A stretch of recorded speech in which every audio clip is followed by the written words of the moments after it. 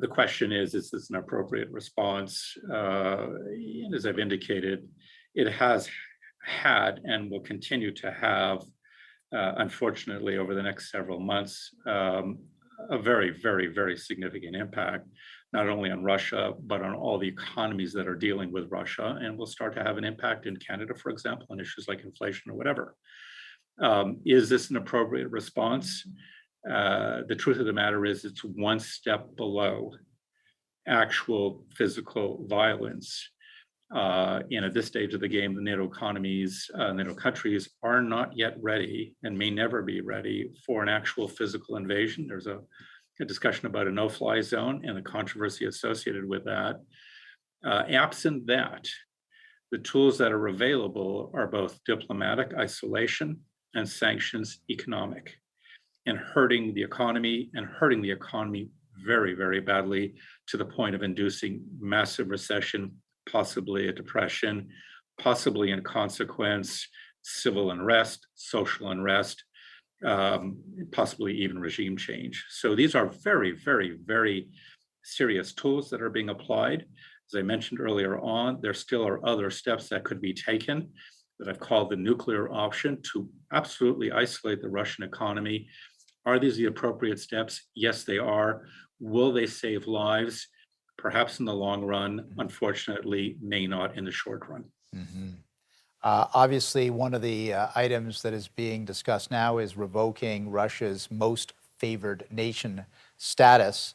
Can you tell us a little bit about that and whether it would work? Well, what the most favored nation status is the ability to impose tariffs and duties on importation of goods, and typically those goods come in at a very, very low tariff rate, and think of a tariff as an additional tax on importing products. Right now, most products, or prior to the sanctions, most products came in from Russia at very, very low tariff rates or free.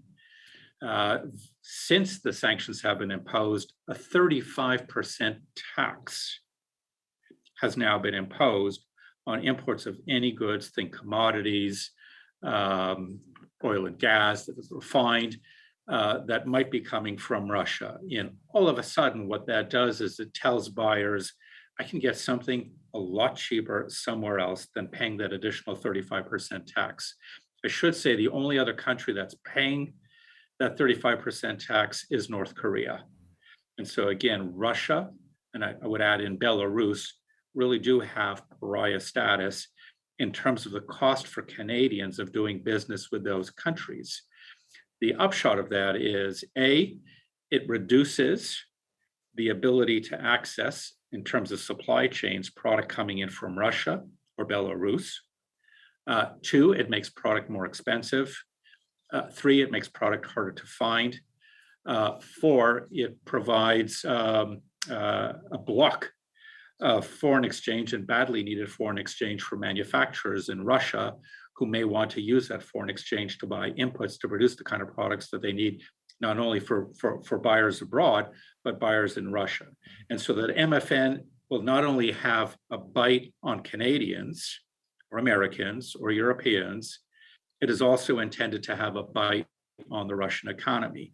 And so the immediate hit will be on importers and Canadians, possibly contribute to the inflationary pressures that already exist in the economy, but they're intended long-term to deprive companies in Russia of badly needed foreign exchange to buy the kinds of inputs they need to engage in ordinary day-to-day manufacturing.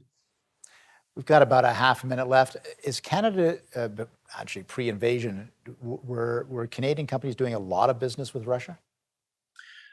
They were doing business, investing in commodities, oil and gas, mining jurisdictions, technology. I mean, many sectors of the Russian economy are extremely advanced. It is a large economy. It's not obviously one of the largest, but it's a large economy with ties, very, very critical ties to Europe. And so we are finding several, and we know of, in terms of our own business, companies that really have to rejig their thinking about doing business in Russia.